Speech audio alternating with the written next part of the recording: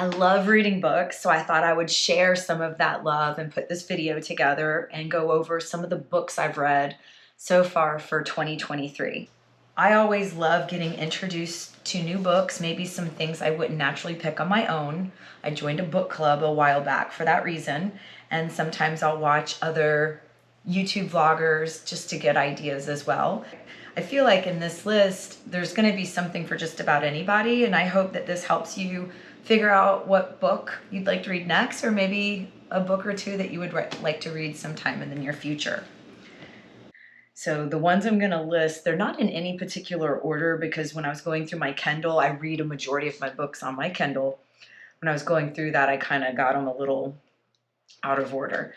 So we'll start with Reminders of Him by Colleen Hoover. And this one is a fiction book, and it's sad. I cried a lot, so you're probably gonna get a little teary-eyed through this book, have some tissues ready.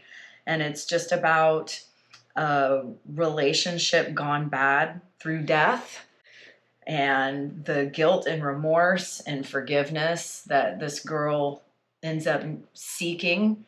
And there's a kid involved, and there's just a lot of factors that are interwoven in that just really kept my interest. And it's normally not the type of book I would just gravitate towards, but it definitely kept my interest, and it had a good ending. So I always love a book that has a good ending. So I would recommend that. If you've read other Colleen Hoover books, I definitely would recommend checking it out. And if you like intense drama, I would say it was some intense drama with the storyline and all the dynamics and how it interwove with various different people and just this girl wanting forgiveness. And it was beautifully told in a way that I was almost rooting for her to get the forgiveness from others. But more than anything, I was wanting her to forgive herself. So it was an interesting read, and I definitely blew through the book. Another one that I've kind of been rereading is The Four Agreements. And it's an amazing book. It really taught me a lot about myself and certain agreements that I've made with myself, and then agreements that maybe when you were a little kid, your family's teaching you this is this way and this is that way, and as you've gotten older, maybe some of that doesn't resonate with you anymore. So the main, the four agreements themselves are: be impeccable with your word, don't take things personally, don't make assumptions, and always do your best. And then it just kind of takes deep dives into each of those categories. And I liked it so much. I've revisited it more than once. And there's also a companion workbook that I've kind of been going through. And it's a lot deeper.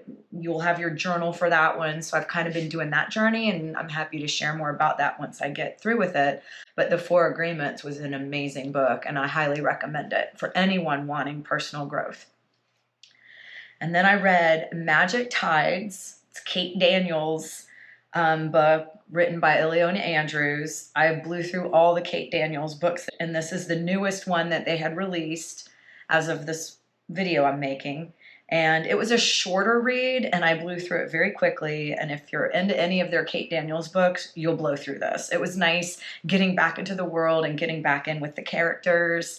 And they've all grown, and some dynamics have changed. So I don't know, I enjoyed it. I like my little fiction outlets, and I do lean a lot toward fantasy sometimes. And here's another fantasy book, and it's called The Invisible Life of Addie LaRue.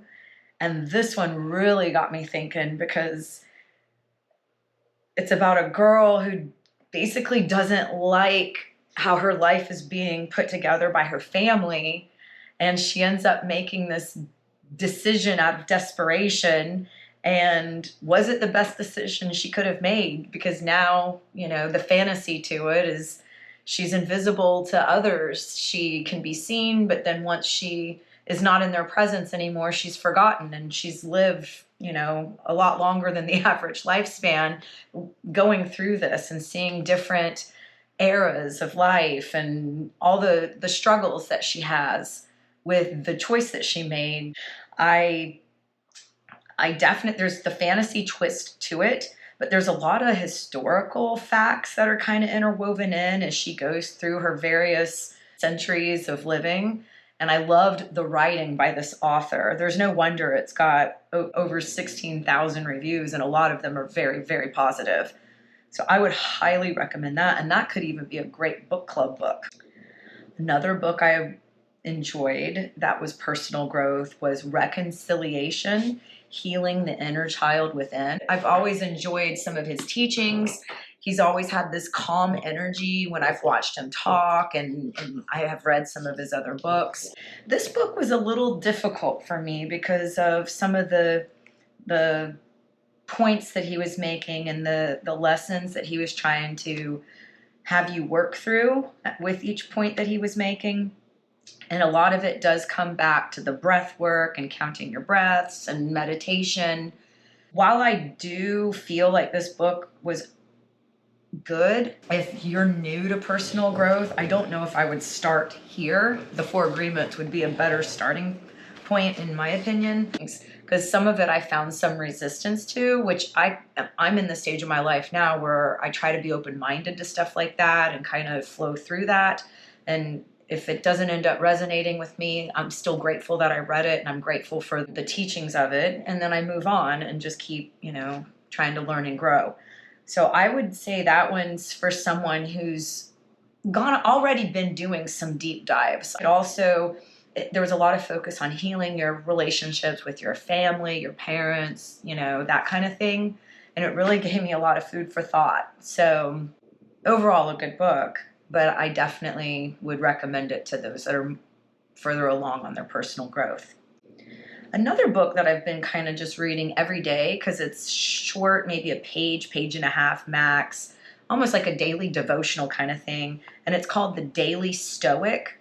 So I'll either start or finish my day just kind of reading through what the advice is that it gives. And it'll start with a quote, and then it'll elaborate a little bit about the quote. And it's kind of philosophical, just, that kind of thing.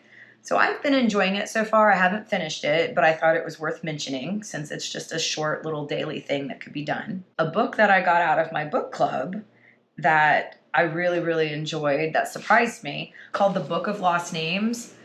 But it's about a girl who ends up forging documents and getting these false documents to people so that they can travel and get to safety in other countries and stuff.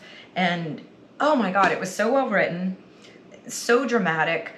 The story just was pulling my heartstrings. I cried several times throughout the book, and it has a beautiful ending.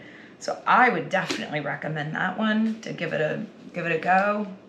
Sometimes I struggle with some of the historical books that are centered around like this one being the Holocaust, just something so traumatic. But it ended up being a very good book, and I'm grateful that the book club turned me on to it. And then the next one on the list, Living Untethered by Michael Singer.